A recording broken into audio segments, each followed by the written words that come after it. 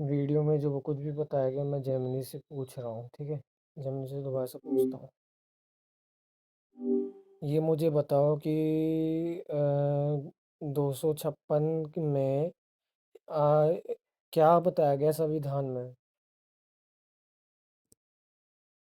अनुच्छेद 256 में ये बताया गया है कि हर राज्य को अपनी कार्यकारी शक्तियों का इस्तेमाल इस तरह करना होगा जिससे संसद के कानूनों और उस राज्य में लागू पुराने कानूनों का पालन हो सके। इसके साथ ही केंद्र सरकार किसी राज्य को ऐसे निर्देश भी दे सकती है जो उसे जरूरी लगे। क्या वो आदिवासी एरिया को निर्देश दे सकती है, मतलब अपनी मनमानी वगैरह वो सब कर सकती है, नहीं कर सकती? अधिकार दिए हैं या नहीं? नहीं, अनुच्छेद 256 के तहत केंद्र सरकार को ये अधिकार नहीं है कि वो आदिवासी क्षेत्रों में मनमानी करे। यह अनुच्छेद सिर्फ इतना कहता है कि राज्य सरकारों को केंद्र सरकार के कानूनों का पालन करना होगा। आदिवासी क्षेत्रों के लिए अलग से कानूनी प्रावधान है, जैसे कि पेसा अधिनियम, जो और साथ के साथ मुझे चलो फिर और भी बताओ, पैसा अधिनियम के बाद क्या बोला तुमने? पेसा अधिनियम यानी पंचायत अनुसूचित क्षेत्रों में विस्तार अधिनियम 1996 में बना था। ये कानून अनुसूचित क्षेत्रों में रहने वाले आदिवासी समुदायों को अपने प्राकृतिक संसाधनों पर पारंपरिक अधिकार देता है। इसके तहत ग्राम सभाओं को विकास योजनाओं को मंजूरी देने और सभी सामाजिक क्षेत्रों को नियंत्रित करने का अधिकार है। क्या आप पेसा अधिनियम के बारे में और जानना चाहेंगे? और मुझे ये बताओ, संविधान के अनुसार हो, पूरे संविधान की जितने भी किताबें हैं, भारतीय संहिता हो, सॉरी भारतीय न्याय संहिता हो, और उसके अलावा और भी जितने अभी वो है संविधान के, पूरे संविधान के टोटल संविधान जो है, उसमें क्या है?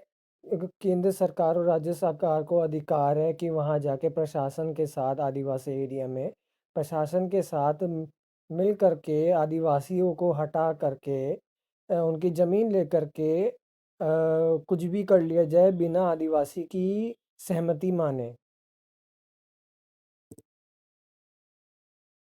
भारतीय संविधान में ऐसा कोई प्रावधान नहीं है जो केंद्र या राज्य सरकार को आदिवासी क्षेत्रों में उनकी सहमति के बिना भूमि अधिग्रहण करने की अनुमति देता हो। पांचवीं अनुसूची और पेसा अधिनियम जैसे कानून आदिवासियों के अधिकारों की रक्षा करते हैं और ये सुनिश्चित करते हैं कि उनकी भूमि और संसाधनों का उपयोग उनकी सहमति से ही हो। अगर बिना सहमति के होते तो क्या क्या एक्शन लिया जाता है कानून के अनुसार, यानी कि संविधान के अनुसार? अगर केंद्र या राज्य सरकारें आदिवासियों की सहमति के कुछ नहीं, पापा का फ़ोन आया था। जेमिनी अब दोबारा से बताओ, फ़ोन पे कॉल आया था। अब तो बताओ क्या बोल रहे थे तुम? माफ करना, मुझे कॉल के बारे में पता नहीं था। मैं ये कह रहा था कि अगर सरकार आदिवासियों की सहमति के बिना उनकी जमीन लेती है तो यह गैर कानूनी होगा। ऐसे में आदिवासी समुदाय अदालत में जा सकते हैं और मुआवजे की मांग कर सकते हैं। इसके अलावा राष्ट्रीय अनुसूचित जनजाति आयोग भी इस मामले में दखल दे सकता है और सरकार से जवाब मांग सकता है। क्या आप इस बारे में कुछ और जानना चाहते हैं? ग्राम सभा और आदिवासी पंचायत दोनों में क्या डिफरेंस है? अरे यार, अरे यार बार बार कॉल आ रहा है, दिमाग खराब कर दिया। अरे बार बार कॉल आ रहा है, चलो कोई बात नहीं, जेमिनी तुम बता दो अब। कोई बात नहीं, मैं फिर से बता देता हूं। अगर सरकार आदिवासियों की सहमति के बिना उनकी जमीन लेती है तो यह गैर कानूनी होगा। ऐसे में आदिवासी समुदाय अदालत में जा सकते हैं और मुआवजे की मांग कर सकते हैं।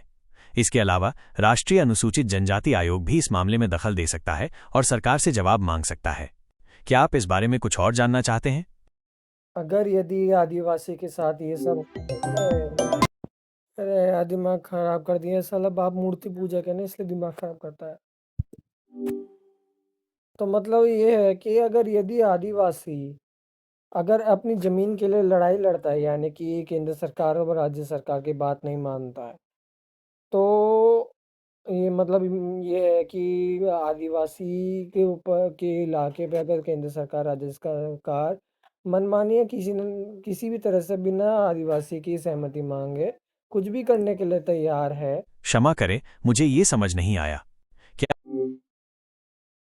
अगर यदि केंद्र सरकार और राज्य सरकार बिना आदिवासी के बिना सहमति के, बिना मतलब सहमति के, विदाउट एक्सेप्टेशन के कुछ भी एक्शन लेती है उसके इलाके में और आदिवासी उसके लिए अपनी लड़ाई लड़ता है, तो क्या वो गलत है या सही है? केंद्र या राज्य सरकार द्वारा आदिवासी क्षेत्रों में उनकी सहमति के बिना कोई भी कार्रवाई करना पूरी तरह से गलत है। ये न केवल असंवैधानिक है, बल्कि ये आदिवासियों के अधिकारों का भी उल्लंघन है। ऐसे में आदिवासियों का अपनी जमीन और अधिकारों के लिए लड़ना बिल्कुल सही है। और प्रकृति के नियम यानी कि नेचुरल लॉ के अनुसार क्या ये बातें जो मैं कह रहा हूँ ये सही है? या जो तुमने बातें कही वो सब सही है? हाँ, प्राकृतिक कानून के अनुसार भी ये बातें बिल्कुल सही हैं। हर इंसान को अपनी जमीन और संसाधनों पर अधिकार है और किसी को भी उनकी मर्जी के बिना उनसे छीना नहीं जा सकता। ये एक बुनियादी मानवाधिकार है। ठीक है। चलो मेरी रिसर्च में इतना हो गया। मैंने आसानी से समझाने की कोशिश करी।